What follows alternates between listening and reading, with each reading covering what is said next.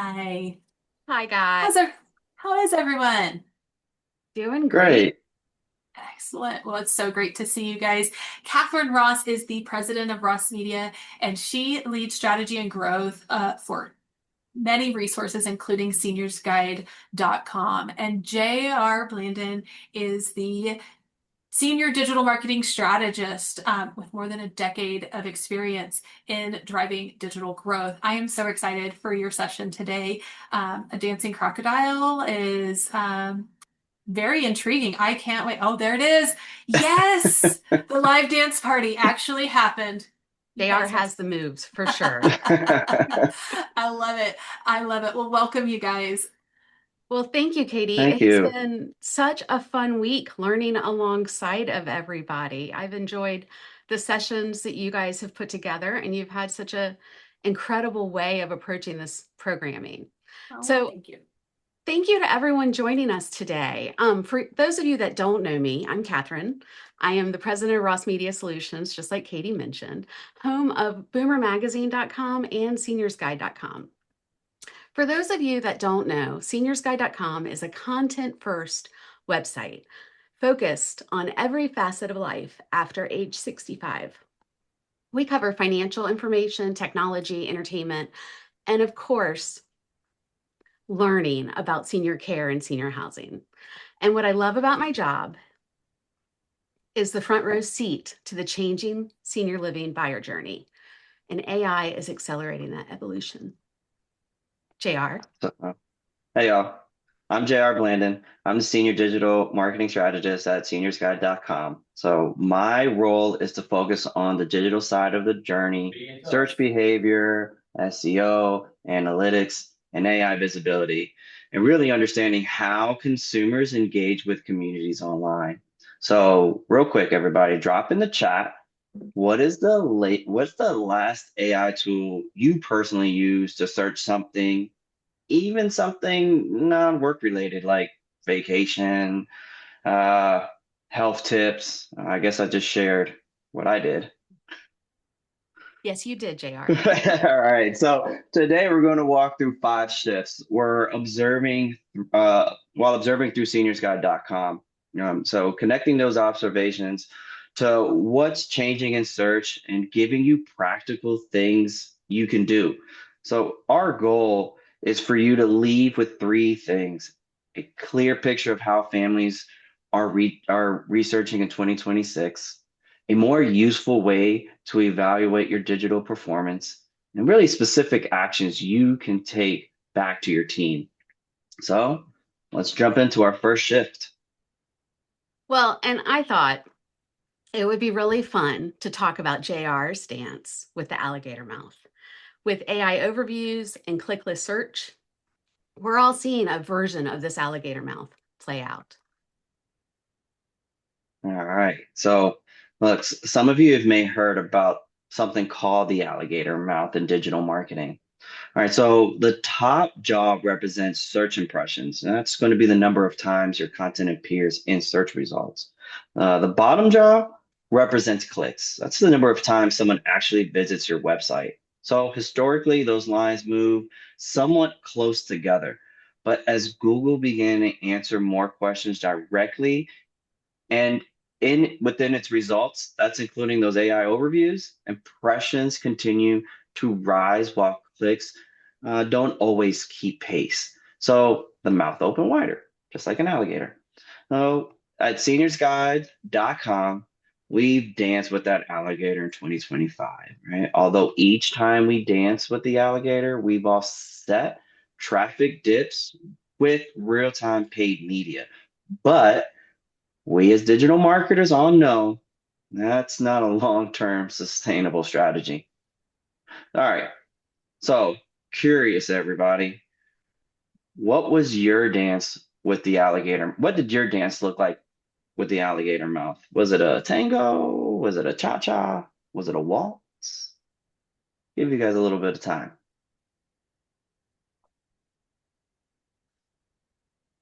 All right. So hopefully I gave everybody enough time to answer that question. So let me tell you what our dance was. Ours was a little bit of the cha-cha.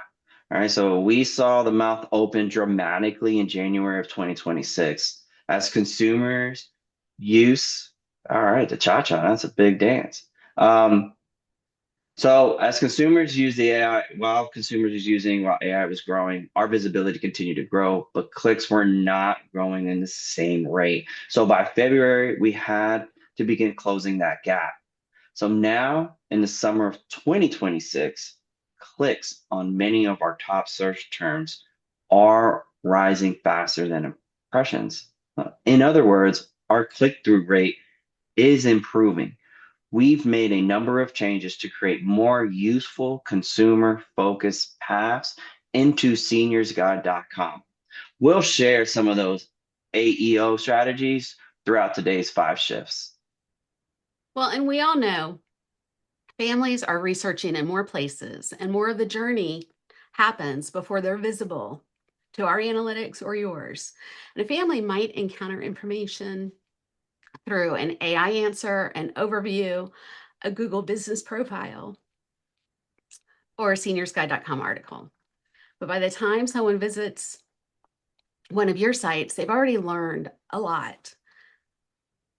They're trying to understand, can this community meet our care needs? What makes this culture and daily experience different? Can I picture myself or someone I love living here? So here's your takeaway. Look at engagement metrics. Pay attention not just to how much traffic a page is getting, but what had the most meaningful engagement. Did they explore another page? Did they take the next step through a form fill? Did they fill out a tour request? Next time you open up your analytics, instead of asking which page gets the most traffic, look at which page gets the most engagement. Yeah, good. So here's some practical tips. I named it events and key events. We still see organizations relying on default engagement metrics without configuring the conversions that actually matter to their business. So it's making it hard to assess the value of traffic sources and content relevancy. So in Google Analytics, also known as Google Analytics 4, also known as GA4, set up the events for the engagement elements that matter on your site. Then just say which is true conversion action. If there's true conversion action, call those your key events. An event might be, so here's an example of what an event might be, a read more button, um, scrolling, but a key event is likely to be click to calls, uh, tours, contact requests, brochures, and floor plan download. The important thing is to define those key event actions intentionally. If you haven't set up events or key events, your reporting won't tell you whether that content is helping a family take that next step that you need them to take. All right, I'll shift to questions are more personal. So the journey isn't just happening in more places, right? The questions themselves are changing. So for years, senior living search behaviors often look like this, and you guys have probably seen it before. Assisted living near me, memory care in X, average cost of senior living, right? Those searches still happen, but conversations are happening in AI, which gives consumers a very different way to research. So instead of reducing a complicated family situation to 3 or 4 long tail keywords, they now can describe the entire situation. I'll give you an example. Might look something like this. My 82-year-old mother lives alone and has recently started forgetting her medication. She doesn't think she needs it. My brother and I disagree about what to do next. What level of care should we consider? And actually how to have a conversation without taking away my mom's independence. So that changes what happens behind the scenes, right? And so some or all AI powered search experience use something called a query fan out. That just means the system takes one complicated question and break them into several related searches. So in this case, it might research signs that an older adult needs additional support, or it might do medication management, assisted living versus home care, or preserving independence while talking with the parent that's not trying to hear it. The system can retrieve information from relevant pages and construct that response. So the citation shows which source supports portions of that answer. Just remember, a citation is not a seal of approval for the entire organization. It means the source contains information the system found useful in that particular answer.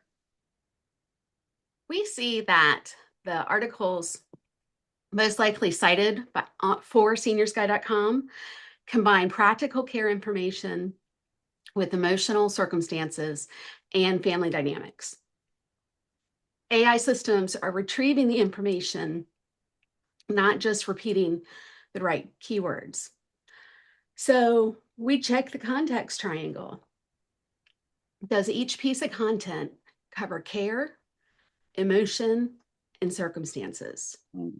Rather than only answering, when is it time for assisted living? Address the fuller question. How can I tell when my parents need it, if they insist they're doing fine, and my siblings don't agree? Thumbs up in chat if you have a piece of content that would pass the context triangle test right now. Just give us a quick little emoji to let us know. Are we getting any thumbs ups? Well, there it goes. There's Nope. one. Yeah. Oh, good. Oh, good. There's one.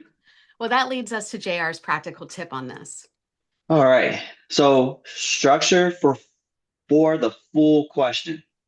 When you create the content, make it easy for consumers and search systems to navigate. All right, you can use three simple layers. State the real question in the clear title, give a short direct answer near the beginning, and useful depth through examples like comparisons and linking to a related guidance or page. You can also use a decision tree or comparison chart when the consumer is choosing between paths. Remember, the goal isn't to write separate pages for every possible prompt. It's to cover the topic well enough that someone can move from a broad question to the details that matter to their situation. Once the content is published, you can even ask the AI-powered search tool the question it's addressing. Check the cited source, compare their information with yours, and then use the results to identify content gaps if there's any. But please don't treat one AI answer as your permanent ranking report. The answer can change based on the wording, available source, and of course, system updates that we all know. So use it as a diagnostic. Before we dive into shift 3, let's take another poll. When you want to learn about a company, where do you start? Do you call them? Do you use ChatGPT or another AI? Are you visiting the company's website? Are you Googling them? Are you reading online reviews? What do you do, JR? I want to say I definitely Google them, and then if I had two options, then I'd definitely read online reviews for sure. I definitely read the online reviews. Yeah. Social proof is always powerful. It really is. So while we load the answer to that poll, let's talk about shift 3. Oh, there we go. Google them. 55. Google them 55%. Fantastic. Mm-hmm. I noticed no one said call them. Big surprise, right? Right. So consumers expect answers before they reach out. They've always had questions. That hasn't changed. What is changing is how and when they expect to get those questions answered. They want simple questions answered quickly. When the question becomes personal, they want enough depth to feel good about the next step. Yeah, for sure. We see that on SeniorsGuide.com. Some visitors scan community profiles for care levels, location, photos, and clear next steps. But we also see older adults doing their own research and spending about 30 minutes to an hour engaging with detailed lifestyle content, really zooming in on those community photos. We all know people want the right amount of information for the question they're trying to answer. We all behave that this way, right? We'll scan something that doesn't feel relevant, but give us a story, a problem, or even a Netflix series we care deeply about. And we all have those shows. And suddenly we can pay attention and binge watch for hours. So the key is making content worth someone's attention. There's another consumer expectation emerging. Families want answers before their contact information is in your database. They may not be ready to complete a form, schedule a tour, or even admit what's going on to themselves. Those things all feel like barriers. And so that's when they'll go somewhere else looking for those answers. I think of those extra paths as paths of desire, kind of like those dirt paths that show up around sidewalks, where families are going somewhere outside of the navigation we organized for them. They're searching for specific phrases, they're jumping to reviews, or they're leaving one website to go to another to find an answer there. We should pay attention to where those shortcuts are, because they give us the opportunity to create digital paths of desire that come into provider sites.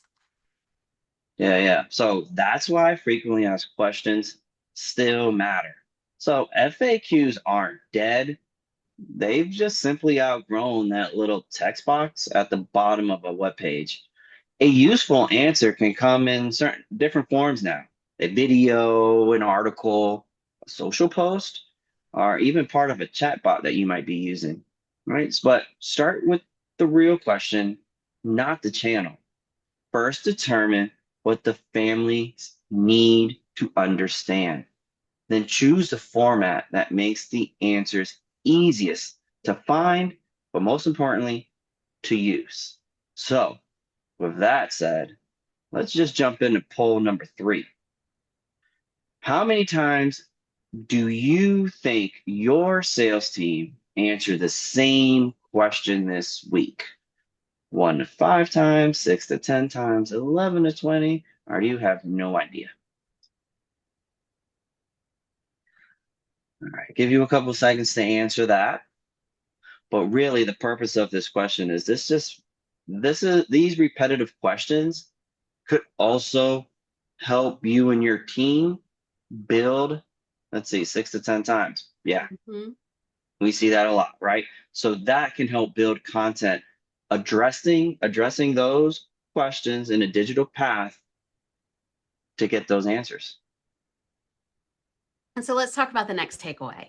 Find the barrier. Really look into those questions that are repetitively asked, and then examine your own digital path to get that answer. Can they find it without a form fill? Can they find it quickly? Does it make the next step feel easy? It's important to answer these things in more than one format. A short video can offer a warm, human explanation, whereas a detailed article can provide nuance, and a concise web page can be super helpful to a caregiver who doesn't have a lot of time for research. And that one answer now serves the person who wants speed, the person who wants depth, and we know our self-serve seniors do, and the AI system that's trying to retrieve accurate information. Yep. So here's my practical tip. Kind of touched on it, but use the questions you already have. All right. Review 3 sources you already own. Your internal website searches, maybe a chatbot questions, and sales conversation notes. Look for one questions consumer repeatedly asks, but there's always a struggle to answer. That gap is your next content assignment. So that brings us to shift 4. And this is something my team hears me say a lot. Clarity is kindness. And this is where AI and families have something in common because confusion causes delays. And in senior living, that confusion is on top of an emotional cost they're already going through, and it delays important decisions that could bring helpful resources to families at an earlier stage. So, a family is already feeling overwhelmed, guilty, maybe even frightened about what the next steps ahead look like. And if they also have to work to determine what care a community provides or who it serves, or how to get that help, there's friction on an already challenging experience. So that's why clarity is kindness. I can't tell you how many provider sites I review and those details are still buried. And you can't very easily figure out where a community is located or exactly what care is provided or how they're meaningfully different. Right. So the clearer and more specific your information is, the easier it is for families, but most importantly, and search engines. Yes. So it's going to help them understand exactly who you are and what you offer. So, like continuum of care, maybe familiar language inside of our industry, but a family may simply want to know, if my mother needs change, will she have to move again? Those statements may be related, but only one directly answers that family's question. Instead of saying support that evolves with you, try this. We offer assisted living and memory care on one campus, allowing residents to receive additional support as their needs change. See, specific information helps the families. It also gives search engines and AI engines something meaningful to understand. Uh, that's where structured data, some of y'all might know it as schema or schema markups, come in handy. I'll explain the schema as adding labels behind the scenes, and it could clarify some things like this is the organization and the location. This is the review and or the ratings.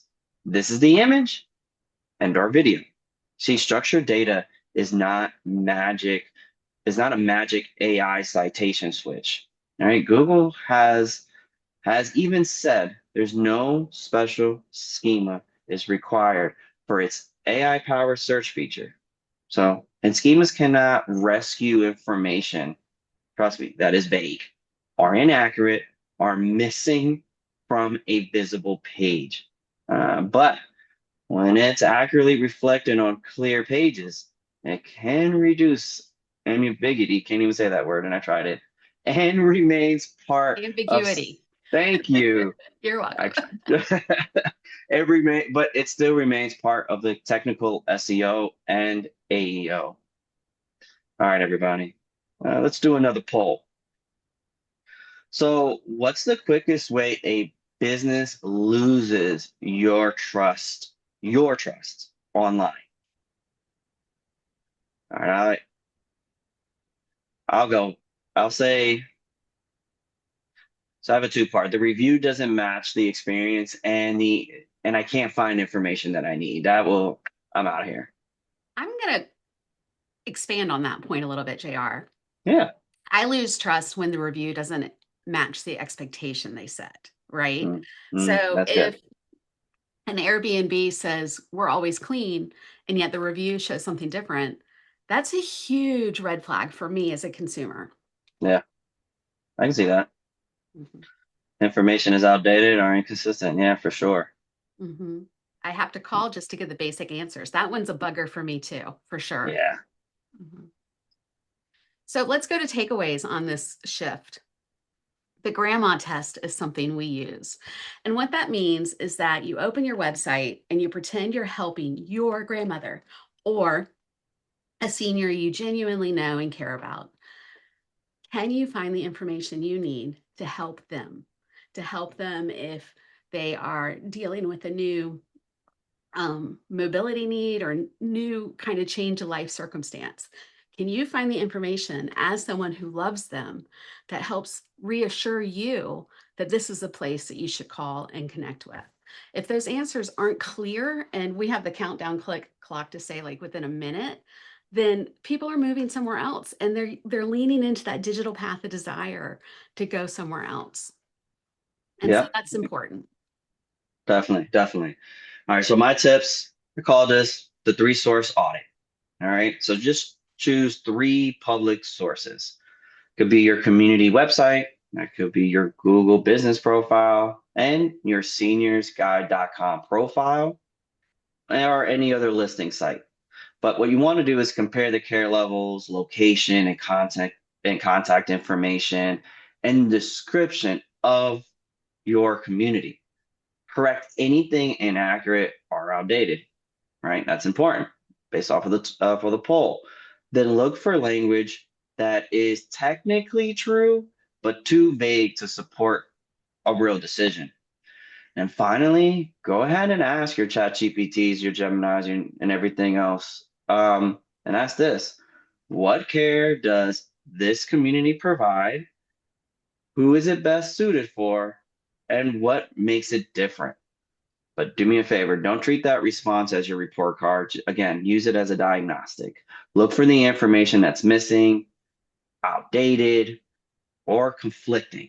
So with that being said, Catherine, you think they're ready for another I, poll I think question? I think we have another poll. Yeah. Here you go. So think about which original content does your community or your communities create most consistently?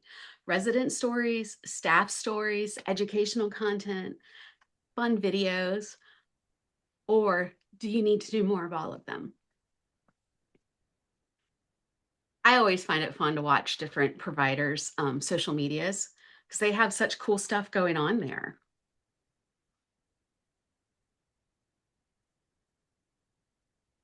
Oh, look at that. It's pretty even split Hmm. Yeah. between resident stories and educational content.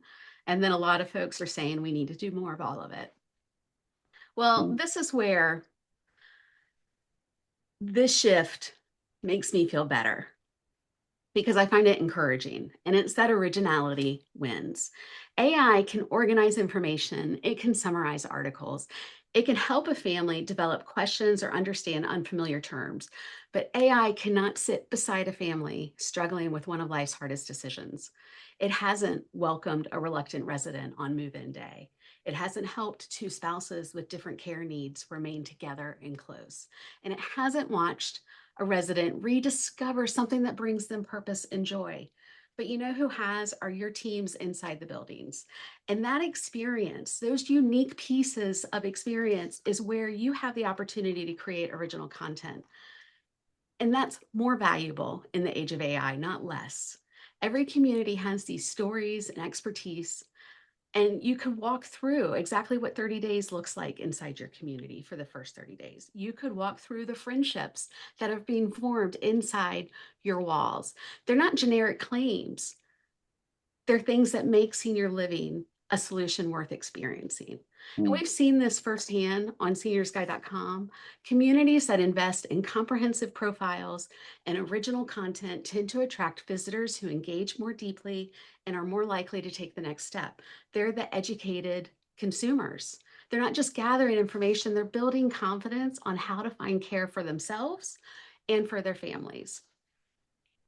Yeah, so I want to take the time to show what we are seeing at seniorsguide.com from LLMs as referral traffic. So LLMs are large language models, which means your ChatGPTs, your Geminis, your Claudes. Okay. So we monitor, so when we're monitoring the identifiable traffic that seniorsguide.com receive from these large language models on a biweekly basis, we want to keep track, right? So we're seeing three useful signals. ChatGPT is currently the leading identifiable LLM referral source to seniorsguide.com, followed by Perplexity. And we also LLM referrals are reaching both broad educational resources and articles addressing nuances within the family situation. But we also see this. Google remains the dominant channel, particularly for transactional searches and conversion behavior. That last point does matter, all right? So the slide that you're seeing, the headlines can make it feel as though the entire search ecosystem changed overnight. Our data tells a little bit more balanced story. AI-powered discovery is growing, and it does deserve the attention, but it doesn't mean marketers should abandon sound SEO or useful content or the channels that are already producing results. Well, and diving further into the Google versus chat trend is interesting. Because if you look at these metrics, what you can see is the average session duration for ChatGPT is almost 2 times as much as it is for Google. That really shows that tendency for more personal questions, diving deep with the platform, and really collecting information from multiple sources. This gives our content a chance to go deep with consumers. And that's where we have the copy and paste test. Does your content contain a real person, process, or experience? Does it demonstrate something that you claim about your community and your marketing to verify that brand promise? And most importantly, could a competitor copy it, publish it unchanged, and have it still apply? And if that last bit can happen, you might want to revisit your content and figure out how to add more originality, nuance to it. Add the Yeah, detail that only your team can provide. it's awesome. So my practical tip, start with an interview.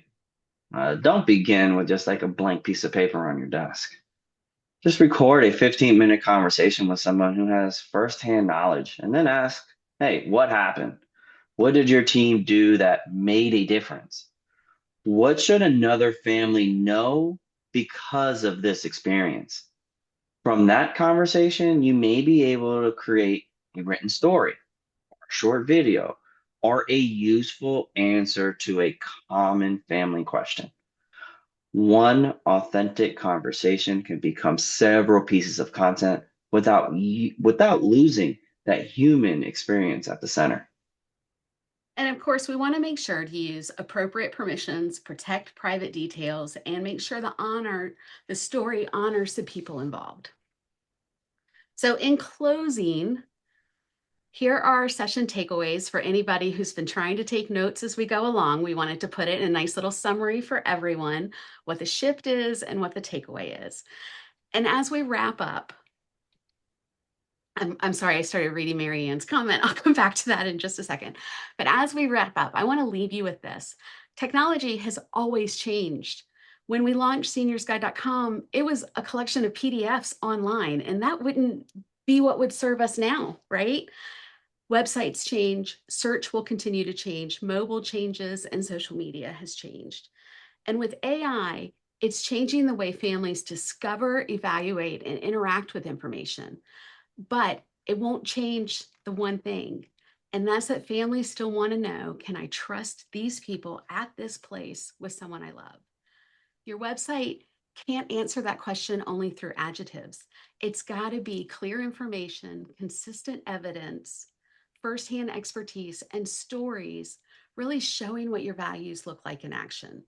AI may change how families find you, but it will not change why they choose you. Yeah. And with that, we would love you to play just one last poll question. So, which takeaway will you implement first?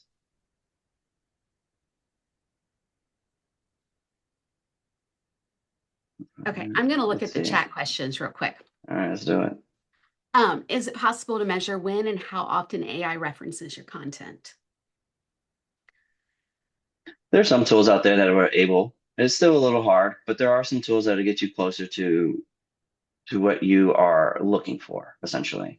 I would start with the free one, which would be GA4, and just configure that to find which LLMs are attracting, people to your page and what is getting people to your page or what you're referencing. Okay.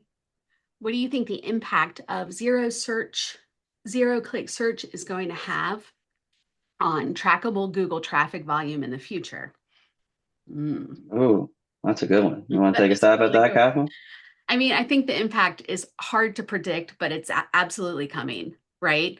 But Google as a business is going to figure out a business way to solve for things. And as I see Katie and JR nodding along, Google's going to need to continue to monetize on traffic it sends us. So it's going to be curious. And I think what we can do as marketers is to make sure that our content's getting cited in the LLMs. We're building that brand recognition. And then when people come into our sites, they're finding the information they want quickly because the LLMs are shortening their attention spans to what they have the commitment to researching. So that was Yeah, all. I would just yeah, I would just add, going back to that one shift is make sure your GA4. I would mention GA4 because I mean it's the free version and we all have it, and it's really that Google front door to that data. What I'm trying to get at is set that up. Go ahead and get your reporting in line with the LLMs. At least you can track it. It might be zero click that's happening, but ultimately you will be able to pinpoint again what's coming up. Where did your site where did your community populate and all that. I would just say that would probably be the first line of defense, and then again there's other tools out there that you can capitalize as well. And with that, can we see the answers of the last poll, Katie? Oh, look at this. Yeah, that's the most thing. Yeah, I love it. Love it. Well, guys, thank you love so it. Yeah, much for being thank with us y'all. today. And most importantly, thank you for having a heart to serve seniors. We see that in all of you and we want to support it. Thank Awesome. y'all. Thank you, Catherine. Thank you, JR. Thank you, everyone, for joining us for our first session of our day 3 clicks and communities. I will see everyone at the next session at 12:15 Central Time. So quick little lunch break, and we'll see everybody back here soon. Talk to you Bye, later. guys. Bye. Bye.